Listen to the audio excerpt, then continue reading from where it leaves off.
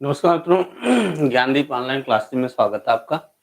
और आज का जो हमारा टॉपिक है वो मृदा है। भारत की मृदा के बारे में हम लोग चर्चा करेंगे।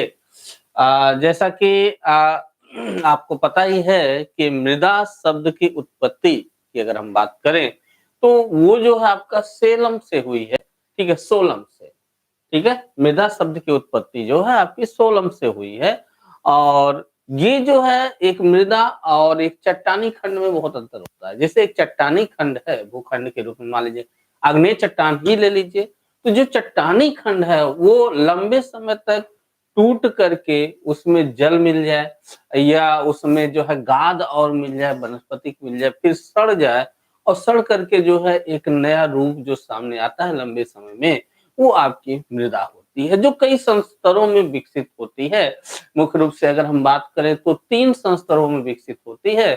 फर्स्ट संस्तर यानी कि सबसे ऊपरी वाली परत जो होती है वो आपके पौधों के लिए महत्वपूर्ण होती है, जिसमें कि पोषक तत्व भरे रहते हैं। ठीक है, जिसमें पोषक पदार्थों की मात्रा अधिक होती है। सेकंड जो होता है वो संक्रमण जोन होता है, जो ऊपर के फर्स्ट लेयर और नीचे के लास्ट लेयर का जो है संक्रमण क्षेत्र होता है, जिसमें पोषक तत्व तो होते हैं लेकिन अपेक्षाकृत जो है आपके कम होते हैं। थर्ड लेयर जो होती है वह अवस्था होती है जब चट्टानी खंड जो है टूटकर मृदा के रूप में बदल रहा होता है। ठीक है, तो ऐसे में अगर हम मृदा की बात करें, जो सबसे ऊपरी चट्टान ऊपरी परत की बात करें या मृदा की बात करें, इनके जो निर्माण होते हैं उसमें कई चीजें जिम्मेदार होती हैं कि कौन-कौन सी परिस्थितियां, जैसे मान लीजिए अगर आप बात करें पर्वतीय क्षेत्र में चले जाएं तो वहां की मृदा वहां की जलवायु विशेषता से प्रभावित हो जाती है।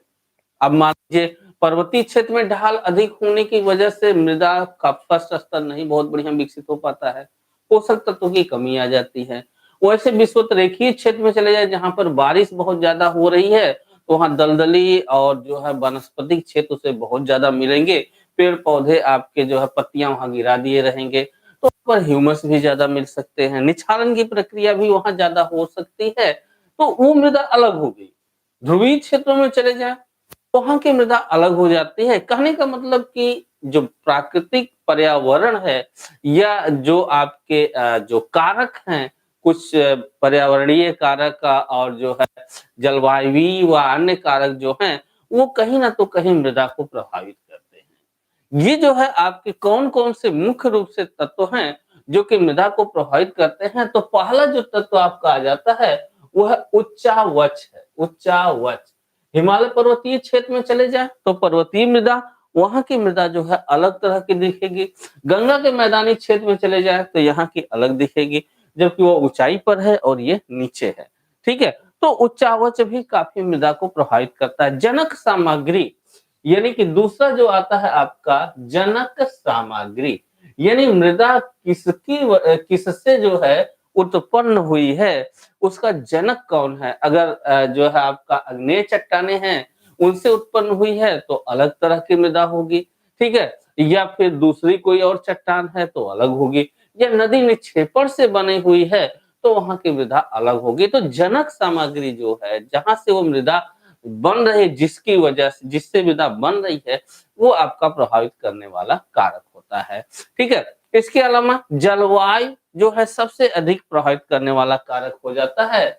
तीसरा जो बात कर रहे हैं जलवायु, ये सबसे अधिक प्रभावित करने वाला। जैसा कि शुरू में हमने बताया कि ध्रुवीय क्षेत्र की मृदा अलग तरह की होगी, विषुवतीय क्षेत्र की मृदा अलग तरह की होगी और हम लोगों के यहाँ की मृदा अलग तरह की होगी। अलग तरह की मृदा होने की वजह क्या है? ध्रुवीय क्षेत्र में ठंडी जलवायु है, हमारे यहाँ उष्ण शीतोष्ण उष्ण कटिबंधीय क्षेत्र है। अगर हिमालय पर्वतीय क्षेत्र में चले जाए तो शीतोष्ण कटिबंधीय मिल जाएगा। विषुवत रेखा की तरफ चले जाएं तो भूमध्य रेखीय जलवायु है जहाँ पे की आर्द्रता बहुत ज्यादा है। तो अलग अलग जलवायु विशेषताएं हैं। ये जलवायु विशेषताएं बहुत काफी मृदा को प्रभावित करती है कि वहां पर किस तरह की मृदा पाई जाएगी। तो जलवायु विशेषताएं जो है मृदा को बहुत ज्यादा प्रभावित करती है।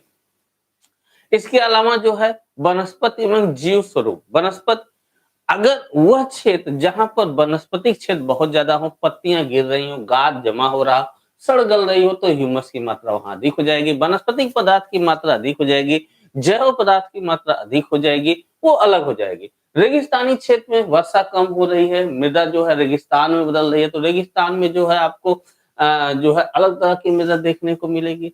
तो कहने का मतलब ये है कि अगर वनस्पतियां कम हैं या वनस्पतियां अधिक हैं, उसका भी प्रभाव मृदा पर पड़ता है। ठीक है, समय, थोड़े समय में अगर मृदा के निर्माण की बात करें तो पोषक तत्वों की उतनी पर्याप्तता नहीं होगी, लेकिन अगर लंबे समय से मृदा का निर्माण हो रहा है तो उसका रूप अलग होगा, यानी समय भी जो है इसको प्रभावित करती है। अब बात करते हैं मृदा के मुख्य घटक कौन होते हैं। तो अगर मृदा के मुख्य घटक की बात करें तो पहला घटक जो आपका होता है वो होता है खनिज कण। खनिज कण, ठीक है, खनिज कण। वैसे तो खनिज कण की सामान्यतः जो एवरेज वैल्यू मानी जाती है 40 से 45% मानी जाती है, लेकिन अलग अलग तरह के मृदा में अलग अलग तरह के खनिज तत्व आप देखने को पाएंगे। ठीक है, निश्चित नहीं कर पाएंगे कि इसमें जो है इतने खनिज तत्व आपके हैं, वो अलग अलग होंगे। ठीक है, तो सामान्यतः जो है 40 से 45% खनिज तत्व माने जाते हैं। ठीक है, ह्यूमस दूसरा जो है आपका ह्यूमस है। ठीक है, ह्यूमस की मात्रा एवरेज जो मानी गई है वो 5 से 10% मानी गई है, 5 से 10%। लेकिन ये भी मृदा के ऊपर निर्भर करती है कि किस तरह की मृदा है। इसके बाद आता है जल। ठीक है, तीसरा होता है जल, एवरेज मात्रा इसकी मानी जाती है 25% की। ठीक है, जल की मात्रा जो है 25% की मानी जाती है। वहीं पर अगर हम बात करें वायु की, ये भी आपकी जो है 25%। लेकिन होता क्या है, ये आपका खनिज कण, ह्यूमस, जल और वायु, ये जो होते हैं अलग अलग तरह के मृदा में अलग अलग मात्रा में विद्यमान होते हैं, और उसी वजह से हम मृदा को जो है कई भागों में डिवाइड करते हैं, यानी मृदा का प्रकार उसी के आधार पर हो जाता है। अगर हम मृदा के प्रकार की बात करें कि मृदा कुल कितने प्रकार की इन विशेषताओं के आधार पर बनती हैं, तो आप पाते हैं कि जो अपना भारतीय कृषि अनुसंधान परिषद है, भारतीय कृषि अनुसंधान परिषद ने 1986 में, भारतीय अनुसंधान कृषि परिषद ने 1986 में मृदा को जो है कुल प्रमुख 8 भागों में डिवाइड किया, 8 प्रमुख भागों में और 27 गौड़ भागों में डिवाइड किया है। यानी 8 प्रमुख भाग होंगे और 27 गौड़ भाग होंगे, जो मृदा को डिवाइड करने का काम किया गया, जो आपका है 1986 में, याद रखिएगा 1986 में भारतीय कृषि अनुसंधान परिषद द्वारा डिवाइडेशन किया गया। ठीक है, अब इसमें कौन कौन सी मृदा है, ये जो 8 प्रमुख मृदा है इनकी हम लोग बात कर लेते हैं। पहली मृदा जो है वो आपकी है जलोढ़। ठीक है, जलोढ़ मृदा पहली है। दूसरी, अगर जलोढ़ मृदा की बात करें तो ओवरऑल जो आपका 43.4% है, 43.4% है कुल मृदा का। ठीक है, दूसरी जो मृदा है वो आपकी है लाल मृदा। ठीक है, जलोढ़ जो है 43.4%। लाल मृदा, लाल मृदा की जो मात्रा है, जो ओवरऑल जो एरिया है वो आपका 18.6%, 18.6%। ठीक है, 18.6% आपकी लाल मृदा है। लाल मृदा के बाद आपकी आती है लैटराइट मृदा। ठीक है, लैटराइट मृदा, है ना। लैटराइट मृदा की अगर हम बात करें तो ये आपकी आती है 3.7%, 3.7%। इसके अलावा और भी थोड़ी थोड़ी मात्रा में मृदाएं पाई जाती हैं, जैसे कि लैटराइट के बाद आपकी हो गई मरुस्थली मृदा। ठीक है, मरुस्थलीय मृदा हो जाती है। इसके अलावा 5वें नंबर पे आती है मरुस्थलीय मृदा के बाद आपकी आती है पर्वतीय मृदा, फिर पीट मृदा, पर्वतीय, ठीक है, फिर पीट मृदा आती है, पीट मृदा। ठीक है, और पीट मृदा 7वां जो आती है, 7वां पीट मृदा है आपका जो है, ये एक हो गया जलोढ़, लाल मृदा, लैटराइट मृदा, मरुस्थली मृदा। जलोढ़, लैटराइट, मरुस्थली, काली मृदा छूट रही है, 15.2% काली मृदा आपकी छूट रही है, यहीं पर एक काली मृदा है। ठीक है, काली मृदा 15.2%। ठीक है, तो ये हो गया तीसरे पर, ये चौथे पर, 5, 6 और ये 7। ठीक है, पीट मृदा के बाद 8वें नंबर पर आपकी आती है लवणीय मृदा। ठीक है, लवणीय मृदा, है ना, लवणीय मृदा। एक एक मृदा की चर्चा हम लोग करते हैं। सबसे पहले लेते हैं हम लोग जलोढ़ मृदा की। ठीक है, जलोढ़ मृदा जैसा कि शब्द आपके सामने आता है, जलोढ़ नाम से इसको पकड़ने का प्रयास करिएगा।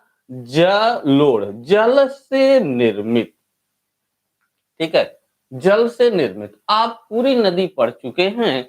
नदी क्षेत्र जो है, यानी नदियां जो है अपने साथ जो जलोढ़ लेके आती हैं या अवसाद लेके आती हैं, जैसे ये नदी आपकी बह रही हो, तो जो अपने साथ पानी और जो जलोढ़ लेके आ रही है, अवसाद लेके आ रही है, बाढ़ के समयों में इन क्षेत्रों में निक्षेपित कर देती है। ठीक है, इन क्षेत्रों में निक्षेपित कर देती है, तो ये जल द्वारा बनी हुई मृदा हो जाती है, तो इसे हम जो है जलोढ़ मृदा के नाम से जानते हैं।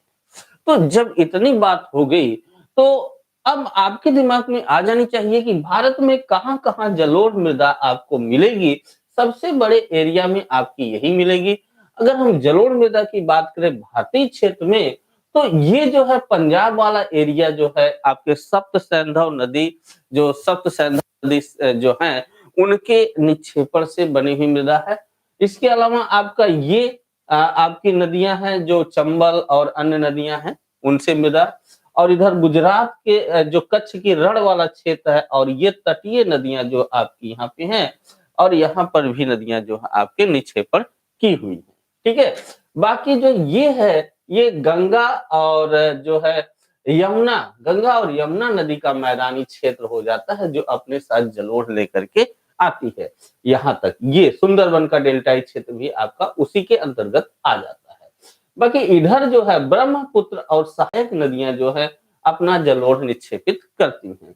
यहाँ पर आएंगे तो महानदी वाला क्षेत्र आ जाता है, ये कृष्णा और गोदावरी वाला क्षेत्र आ जाता है। ठीक है, कृष्णा और गोदावरी क्षेत्र आ जाता है। इसी के साथ साथ आगे आएंगे तो पेन्नार है, और नीचे आएंगे तो वैगई है, कावेरी है, पेन्नार, वैगई, कावेरी, ये नदियां जो है पूर्वी तट पर अपना जलोढ़ निक्षेपित करती हैं। थोड़ी बहुत मात्रा में यहाँ पर भी जलोढ़ निक्षेपित हो जाता है।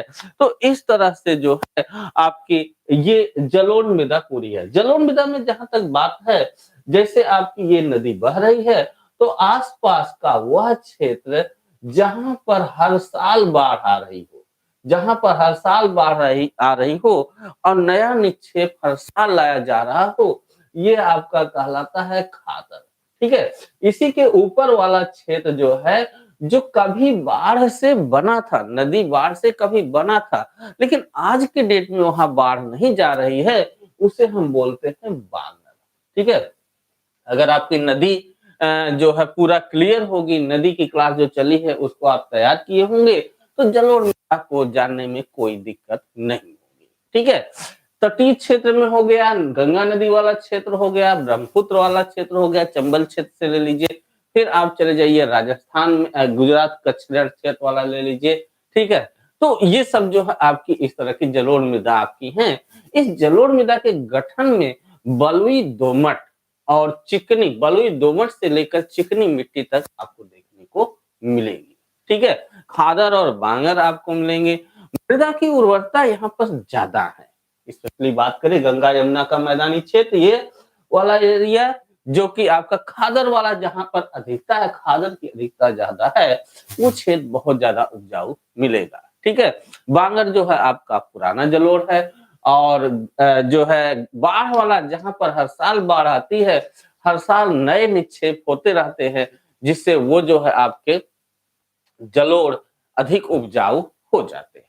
ठीक है, याद रखिएगा, क्षेत्र के रूप में कौन सा हो गया, तो पंजाब हो गया, हरियाणा क्षेत्र हो गया, दिल्ली के क्षेत्र हो गए, उत्तर प्रदेश हो गया, बिहार क्षेत्र हो गया, और ये आपका पश्चिम बंगाल उड़ीसा तटीय क्षेत्र हो गया, आपका आंध्र प्रदेश तटीय क्षेत्र हो गया, तमिलनाडु तटीय क्षेत्र हो गया, इधर असम और सिक्किम, असम और पश्चिम बंगाल वाला क्षेत्र हो गया, ये पूरा गुजरात का क्षेत्र, और थोड़ा बहुत राजस्थान का क्षेत्र जो है इस जलोढ़ मृदा के अंतर्गत आपका आएगा। ठीक है, इसके बाद हम लोग बात करते हैं नेक्स्ट मृदा की, वो आपकी है काली मृदा, या जिसे आप कहते हैं रेगड़। ठीक है, काली मृदा या रेगड़, जिसे आप कपासी मृदा के नाम से भी जानते हैं।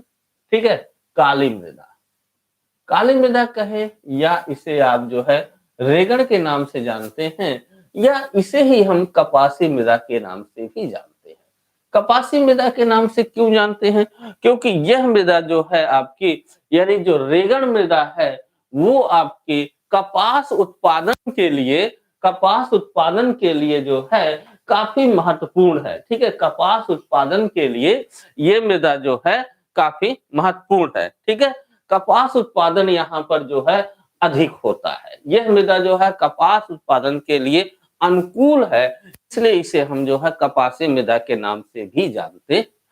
ठीक है, तो इसका जो विस्तार है, इसके निर्माण की बात समझ लें। जब यहाँ पर दरारी उद्भेदन हुआ था, यहाँ पर इस क्षेत्र में पश्चिमी घाट से जब दरारी उद्भेदन हुआ था, तो उस दरार से लावा का निक्षेप इन क्षेत्रों में हो गया था। जहां पे आप देख रहे हैं ये एरिया, ठीक है, लावा का निक्षेप हो गया था। कुछ मात्रा में गुजरात क्षेत्र में भी आपको मिलेगी ये। ठीक है, लावा के निक्षेप से इस तरह का निर्माण हुआ। बेसाल्टिक लावा यहाँ पर आपका हुआ था, दरारी उद्भेदन हुआ, ज्वालामुखी उद्गार से हुआ, दरारी उद्भेदन से हुआ है। बेसाल्टिक लावा से निर्मित ये आपकी मृदा है। ठीक है, रेगड़ मृदा लगभग 5 लाख वर्ग किलोमीटर, 5 लाख, लगभग 5 लाख वर्ग किलोमीटर क्षेत्र में आपकी ये मृदा फैली हुई है। कहां कहां पर पड़ेगी? तो महाराष्ट्र पड़ेगा, ये आप देख सकते हैं। सबसे ज्यादा जो है महाराष्ट्र क्षेत्र में ही आपको रेगड़ देखने को मिलेगी। दक्षिण पूर्वी गुजरात, दक्षिण और जो है पूर्वी गुजरात क्षेत्र में आपको मिल जाएगी। ठीक है, दक्षिण पूर्वी गुजरात। पश्चिमी मध्य प्रदेश, अगर हम बात करें मध्य प्रदेश का, तो पश्चिमी हिस्सा आपको मिल जाएगा, पश्चिमी मध्य प्रदेश। उत्तरी कर्नाटक, उत्तरी आंध्र प्रदेश, कर्नाटक का उत्तरी हिस्सा और आंध्र प्रदेश का भी उत्तरी हिस्सा ही आपको, उत्तरी और पश्चिमी। ठीक है, उत्तरी आंध्र प्रदेश, उत्तरी और पश्चिमी तमिलनाडु, उत्तरी और पश्चिमी तमिलनाडु क्षेत्र में आपको देखने को मिल जाएगी।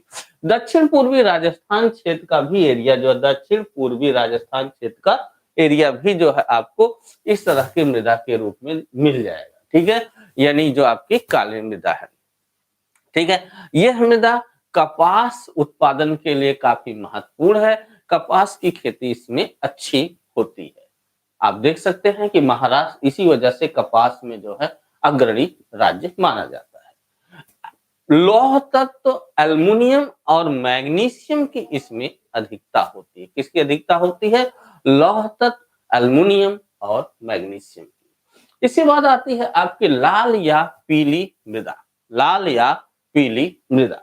ठीक है, दूसरी मृदा आपकी आती है लाल या पीली मृदा। ठीक है, लाल या पीली मृदा। जानिए, लगभग 5.18 लाख वर्ग किलोमीटर क्षेत्र में आपकी जो है फैली हुई है। कितने क्षेत्र में? 5.18 लाख वर्ग किलोमीटर क्षेत्र ये फैली हुई है। लाल कलर या चॉकलेटी पीली कलर लिए हुए आपका ये होती है। ये उस क्षेत्रों में पाई जाती है ज्यादातर जहां पर की वर्षा कम होती है, वर्षा की मात्रा कम होती है और मृदा में जो है आयरन की मात्रा अधिक होती है, लौह तत्व की मात्रा अधिक होती है। जैसा कि आपको पता ही है कि अगर लौह तत्व में जंग लग जाता है तो लाल दिखने लगता है और यही वजह है कि ये आपकी लाल मृदा के रूप में जानी जाती है। या आपका जो है यहाँ पर आयरन की मात्रा इसमें आपकी अधिक मिलेगी। विस्तार की जहां तक बात है, संथाल परगना झारखंड, अगर झारखंड की बात करें तो आपका संथाल परगना झारखंड क्षेत्र में आपको ये मृदा मिल जाएगी। छोटा नागपुर पठारी क्षेत्र में झारखंड में आपको मिल जाएगी। ठीक है, पश्चिमी बंगाल का पठारी क्षेत्र आपका पुरुलिया क्षेत्र यहाँ पर आ जाएंगे। ये पश्चिम बंगाल का पुरुलिया क्षेत्र हो जाएगा, पश्चिमी बंगाल का पठारी क्षेत्र हो जाएगा। ठीक है, तमिलनाडु, कर्नाटका, दक्षिण पूर्वी महाराष्ट्र देखते हैं, ये आपका तमिलनाडु में हो गया, कर्नाटका में थोड़ा बहुत हो गया, दक्षिण और पूर्वी महाराष्ट्र क्षेत्र में आपको देखने को ये मृदा मिल जाएगी। आंध्र प्रदेश में, मध्य प्रदेश, छत्तीसगढ़, आंध्र प्रदेश में आपको मिलेगी, तेलंगाना क्षेत्र में मिलेगी, मध्य प्रदेश का कुछ हिस्सा होगा और छत्तीसगढ़ का एरिया आपका इसके अंतर्गत आ जाएगा। ठीक है, उड़ीसा, उत्तर प्रदेश का झांसी ललितपुर क्षेत्र, उत्तर प्रदेश की अगर बात करें तो यहाँ पर झांसी और ललितपुर क्षेत्र जो है इसके अंतर्गत यानी लाल पीली मृदा के अंतर्गत आ जाता है। इस मृदा में नाइट्रोजन, फास्फोरस एवं ह्यूमस की कमी होती है। नाइट्रोजन, फास्फोरस और ह्यूमस की कमी होती है। ठीक है, ह्यूमस की कमी होती है। बात क्लियर है? लेकिन लौह तत्व की अधिकता होती है। इसका निर्माण जो है वह ग्रेनाइटिक एवं नीस तथा शिष्ट चट्टानों के विखंडन से होता है। किससे होता है? ग्रेनाइट, नीस एवं शिष्ट चट्टानों के विखंडन से आपका इसका निर्माण होता है। मोटे अनाज और दलहन तिलहन के लिए ये अच्छी है। मृदा को याद रखेंगे तो फसल आप आसानी से समझ पाएंगे। ठीक है, इसके बाद आती है आपका नंबर लेटराइट मृदा का आती है। लेटराइट मृदा के लिए एक चीज आप ध्यान में रखिएगा, निछालन यहाँ अधिक होता है। ठीक है, निछालन अधिक होने के लिए वर्षा जो है यहाँ अधिक होगी। वर्षा जब अधिक होती है और ढाल क्षेत्र होता है तो ढाल क्षेत्र होने की वजह से मृदा में कटान अधिक होता है और जब कटान अधिक होता है तो मृदा की ऊपरी परत कट जाती है और उसके नीचे आयरन की एक लेयर रह जाती है जिसमें आयरन की मात्रा अधिक होती है मृदा के, उस वह लेयर आपकी एक रह जाती है। यही जो आयरन युक्त जो चट्टान है या मृदा जो ढाल पर है ये मृदा जो है आपकी लेटराइट के रूप में जानी जाती है, जो सूख कर कठोर हो जाती है और ईंट की भांत लाल दिखती है। ईंट की भांत लाल दिखती है। तो भारतीय क्षेत्र में अगर सबसे ज्यादा वर्षा की बात की जाए और ढालू क्षेत्र की बात की जाए, सबसे ज्यादा वर्षा तो ऐसे मेघालय क्षेत्र में होती है, लेकिन यहाँ पर जो है वर्षा इन क्षेत्रों में, ये पश्चिमी घाट क्षेत्रों में यहाँ पर वर्षा होती है और ढाल भी तीव्र है, जिसके चलते जब जो है वर्षा होती है तो मृदा कटान करके बह जाती है। निछालन की प्रक्रिया यहाँ पर अधिक होती है। इसके मृदा में आयरन की मात्रा आपको अधिक देखने को मिलेगी, जिसकी वजह से जो है यह सूख कर कठोर हो जाती है और लाल सुर्ख ईंट की तरह से दिखने लगती है। ठीक है, सर्वाधिक विस्तार जो है इसका आपका केरल क्षेत्र में देखने को मिलेगा। इस मृदा का सर्वाधिक विस्तार केरल क्षेत्र में मिलेगा। चिटफुट अन्य जगहों पर आप यहाँ देख सकते हैं या इस क्षेत्रों में देख सकते हैं या मेघालय के कुछ क्षेत्रों में आप देख सकते हैं। इस प्रकार की मृदा आपको देखने को मिलेगी। सामान्यतः अगर हम इस मृदा के स्थान की बात करें तो पश्चिमी घाट तो आपका ये हो ही जाता है, जिसमें केरल में सबसे ज्यादा है। ठीक है, राजमहल पहाड़ी, राजमहल पहाड़ी छोटा नागपुर पठारी क्षेत्र के बाद आपको इधर पड़ जाएगी। ठीक है, यहाँ पर पड़ जाएगी राजमहल पहाड़ी के रूप में। केरल, कर्नाटका क्षेत्र में ही आपका यहाँ पड़ी जा रहा है। कर्नाटका क्षेत्र के कुछ क्षेत्रों में, उड़ीसा के ऊपरी उड़ीसा के पठारी क्षेत्रों में, उड़ीसा जो है आपका यहाँ पर उड़ीसा के पठारी क्षेत्रों में आपको जो है ये मृदा देखने को मिलेगी। छोटा नागपुर के पाट क्षेत्र आप देख सकते हैं, यहाँ पर ऊपर जो है छोटा नागपुर के पाट क्षेत्र में। ठीक है, असम और मेघालय के पठारी क्षेत्रों में, यहाँ पर असम और मेघालय के पठारी क्षेत्रों में इस तरह की मृदा आपको मिलेगी। प्रमुख फसल जो यहाँ पर होती है, चूंकि ढाल होता है, पानी की पर्याप्तता रहती है, जड़ों में पानी नहीं लगेगा, बह जाता है, इसलिए चाय की खेती के लिए अच्छी होती है। इसके अलावा मोटे अनाज, तिलहन और दलहन जैसी फसलें भी यहाँ पर उपजा ली जाती हैं। ठीक है, इस मृदा के बाद अगली मृदा की जो हम लोग चर्चा करेंगे वो आपकी है पर्वतीय मृदा, या हम इसे कहते हैं वनीय मृदा। वन मृदा या पर्वतीय मृदा के नाम से हम लोग जानते हैं। ठीक है, वन मृदा या पर्वतीय मृदा। ठीक है, चलिए देखते हैं वन मृदा। वन मृदा, वन मृदा या पर्वतीय मृदा या आप कह सकते हैं पर्वतीय मृदा, तो नाम से स्पष्ट है वह मृदा जहां पर वन क्षेत्र अधिक हो, वह मृदा जो पर्वतीय भागों में हो, वह आपकी इसके अंतर्गत रखी जाएगी। ठीक है, विस्तार की जहां तक बात है 2.85 लाख वर्ग किलोमीटर क्षेत्र में आपको ये मिलेगी। ठीक है। पर्वतीय क्षेत्रों के ढालों पर मिलेगी, विकसित होती है और ढाल होने की वजह से वर्षा का पानी तो रुकता नहीं है, मृदा में कटान अधिक देखने को मिलती है, जिसके कारण मृदा का जो ऊपरी भाग है वो बह जाता है, कटकर बह जाता है और ऐसे में जो है एक पतली परत ही आपको वहां पर दिखाई देगी। जीवाश्म की अधिकता होती है, क्यों? क्योंकि यहाँ की जो वनस्पति है, पत्तियां अपनी वहां पर छोड़ देती है, गिरा देती हैं, जिसकी वजह से जीवाश्म अधिक होते हैं, लेकिन ये अपघटित पूर्णतः नहीं होते हैं। ये गाद के रूप में बिछे जरूर रहते हैं, लेकिन अपूर्ण विघटन इनका हुआ रहता है। ह्यूमिक अम्ल की अधिकता होती है, ठीक है, इसलिए मिट्टी जो है इसकी अम्लीय प्रकृति की होती है। पोटासियम, फास्फोरस और चूने की कमी यहाँ पर देखने को मिलती है। इस प्रकार की मृदा में पोटास, फास्फोरस और चूने की कमी देखने को मिलती है। जब पोटास, फास्फोरस, चूने की कमी है, उर्वरता यहाँ पर कम होगी, उर्वरा शक्ति जो है कम होगी। लेकिन ढालों पर होने की वजह से ये मृदा जो है ढाल पर, पर्वतीय ढाल पर होने की वजह से बागानी कृषि के लिए उपयुक्त होती है, जिसके कारण ऐसे क्षेत्रों में चाय, कहवा, मसाला, फल की कृषि कर ली जाती है। ठीक है, चाय, कहवा, फल की और मसालों की कृषि कर ली जाती है। इन क्षेत्रों में जनजातियों द्वारा, चूंकि वन क्षेत्र है, जनजातियों द्वारा झूम कृषि, झूम कृषि का सीधा सा तात्पर्य है कि पेड़ पौधों को जलाकर एक मैदान बनाया जाए और वहां पर खेती की जाए, जब तक कि उर्वरा शक्ति उसमें बनी रहे। उर्वरा शक्ति जैसे ही खत्म होती है, फिर दूसरे क्षेत्र में जाए, वहां पर उनको जलाए, साफ करे और वहां पर खेती करे। तो जब तक उर्वरा शक्ति जाती है तब तक वहां पे करते, फिर दूसरी जगह पर जाकर के वही प्रक्रिया दोहराते हैं। तो झूम खेती इसे कहते हैं। जनजातियां जो है झूम कृषि इन क्षेत्रों में अधिक करती है।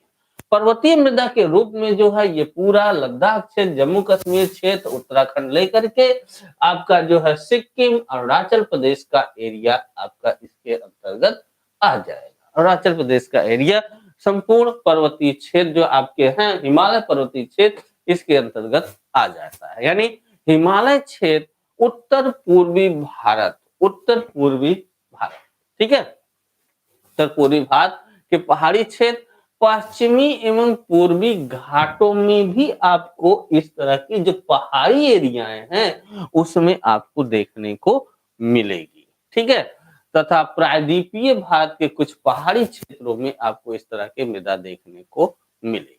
बात क्लियर? ठीक है। इसके बाद बात करते हैं हम मरुस्थलीय मृदा की।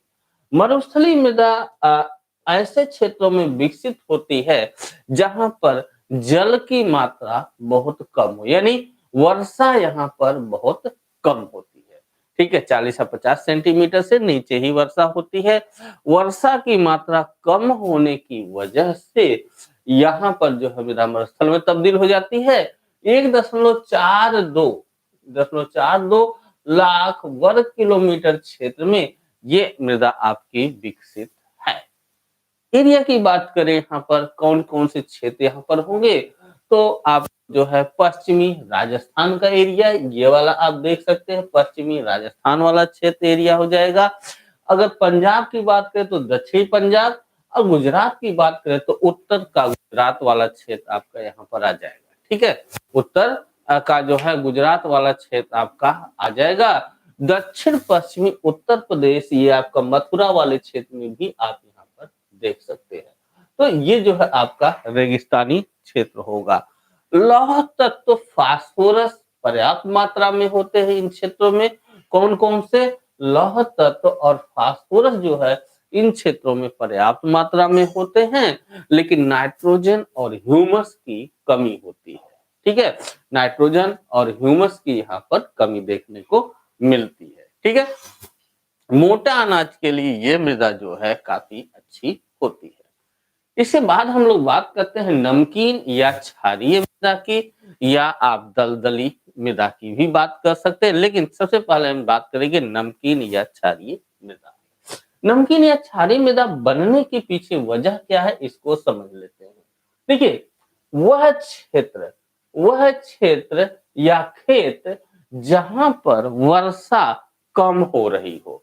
तो आप क्या करते हैं, खेती करने के लिए वहां पर या तो नहरों से सिंचाई करते हैं या तो ट्यूबवेल से सिंचाई करते हैं। सिंचाई करने के क्रम में आप करते क्या हैं, मेड़बंदी करते हैं, अब पानी को खेत से बाहर एकदम जाने से रोक देते हैं। ठीक है, पानी खेत से बाहर नहीं जाने पाता है। दिक्कत क्या होती है समझिए, आप एक बाल्टी में पानी केवल शाम को रखिए और सुबह आप देखेंगे तो उसके ऊपर एक सफेद लेयर मिलेगी। तो वो सफेद लेयर क्या है, लवण है।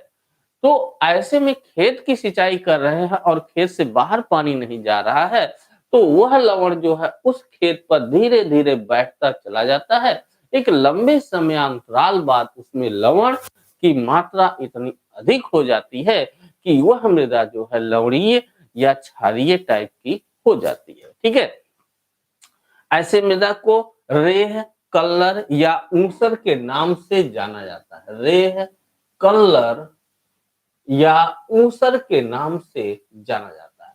उन क्षेत्रों में मिलेगी जहां वर्षा की मात्रा कम हो रही हो और खेती सिंचाई से ज्यादातर हो रही हो। ठीक है, विस्तार लगभग 1 लाख वर्ग किलोमीटर क्षेत्र में है। और विस्तार की अगर बात करें तो अपने बांगर क्षेत्र में, जो बांगर क्षेत्र है अभी नदी के किनारे का, नदी द्वारा निर्मित तो वह क्षेत्र जहां पर हर साल बाढ़ नहीं जाती, लेकिन उसी बाढ़ से बना है कभी का, अब नहीं जा रही है।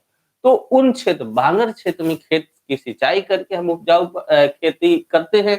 तो सिंचाई करने में धीरे धीरे वहां की मृदा जो है लवड़ी हो जाती है, यानी बांगर क्षेत्र हो जाएगा, गंगा का बांगर क्षेत्र, ऊंचाई वाला क्षेत्र। ठीक है, केरल के तटीय क्षेत्रों में, केरल के तटीय क्षेत्रों में क्यों होती है, क्योंकि सागरीय जल का प्रभाव वहां देखने को मिलता है। ठीक है, सागरीय जल का प्रभाव देखने को वहां पर मिलता है। ठीक है, सुंदरबन मैग्रोव वाला क्षेत्र भी तटीय क्षेत्र ही है। सुंदरबन मैग्रोव वाला क्षेत्र, यहाँ पर भी जो है आपको नमकीन मृदा मिल जाएगी, क्योंकि सागरीय जल का प्रभाव देखने को मिलता है। ठीक है, तो ये मृदा आपकी यहाँ पर होगी।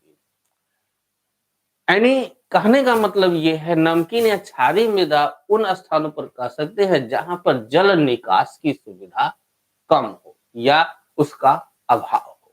ठीक है, ऐसी मृदा में जो है सोडियम, कैल्शियम, मैग्नीशियम, कौन कौन से, सोडियम, कैल्शियम और मैग्नीशियम। ठीक है, सोडियम, कैल्शियम, मैग्नीशियम के लवण मृदा के ऊपर सतह पर जम जाते हैं, निक्षेपित हो जाते हैं। सोडियम क्लोराइड और सोडियम सल्फेट की अगर मात्रा अधिक है तो वह नमकीन मृदा होगी, और यही सोडियम बाइकार्बोनेट की मात्रा अधिक है तो वह मृदा क्षारीय होगी। ऐसे क्षेत्रों में नाइट्रोजन की कमी देखी जाती है। ठीक है, इसके बाद हम लोग बात करते हैं पीट मृदा या जैविकीय मृदा की। ठीक है, पीट मृदा या जैविकीय मृदा। जैविकीय, पीट मृदा या जैविकीय मृदा, जैविकीय जो है आपका जैव तत्व से बना है। जैव तत्व मतलब वनस्पति, वनस्पति हो गया या अन्य जंतु हो गए। ठीक है, कोई भी जीव जंतु हो गए, वो जिस मृदा में अधिक होंगे वो आपकी पीट मृदा होगी या जैविकीय मृदा होगी। लगभग 1 लाख वर्ग किलोमीटर में इसका विस्तार देखने को मिलता है। ठीक है, 1 लाख वर्ग किलोमीटर में विस्तार देखने को मिलता है। दलदली क्षेत्रों में अधिक मात्रा में यह पाई जाती है। कारण वहां पर दलदली क्षेत्रों में नमी की मात्रा अधिक है, पानी अधिक है, कोई भी वनस्पति वहां गिरती है, जीव जंतु गिरते हैं, मरते हैं, वो सब सड़ करके वहां जैविक पदार्थ इकट्ठा हो जाता है। ठीक है, अब जाहिर सी बात है जल की मात्रा वहां अधिक है, तो उन क्षेत्रों में जो है दलदली क्षेत्रों में, वेटलैंड क्षेत्रों में, आर्द्र भूमि वाले क्षेत्रों में इस तरह की मृदा अधिक देखने को मिलेगी। तो अगर हम इस मृदा के विस्तार की बात करें, भारी एवं अम्लीय मृदा के रूप में आप जो है केरल में, यहाँ पर केरल में इस तरह की मृदा को कारी के नाम से हम जानते हैं। ठीक है, केरल में इस तरह की मृदा को कारी के नाम से जानते हैं। केरल का आलेप्पी जिला, केरल का आलेप्पी जिला, ठीक है, केरल का आलेप्पी जिला में जो है काली मृदा आपको देखने को मिलेगी। ठीक है, अल्मोड़ा, उत्तराखंड में आ जाइए, उत्तराखंड अल्मोड़ा दलदली क्षेत्र होगा, वेटलैंड के रूप में होगा, ठीक है, वहां पे आपको मिलेगी। सुंदरबन के डेल्टा क्षेत्र में आपको यहाँ पर भी आपको पीट मृदा मिल जाएगी या जैविकीय मृदा मिल जाएगी, ठीक है, डेल्टाई क्षेत्र में आपको मिल जाएगी। ये क्षेत्र जो है चावल एवं गन्ने की खेती के लिए अच्छे होते हैं, यानी ऐसे क्षेत्रों में चावल एवं गन्ने की खेती जो है आपकी की जाती है, ठीक है। तो आपकी जो है ये प्रमुख मृदा रही, जो कि भारत की प्रमुख मृदा के रूप में हम लोगों ने देख लिया। अगली क्लास में हम लोग जो है भारत के प्रमुख वनस्पतिक क्षेत्रों की चर्चा करेंगे। तो मिलते हैं नेक्स्ट क्लास।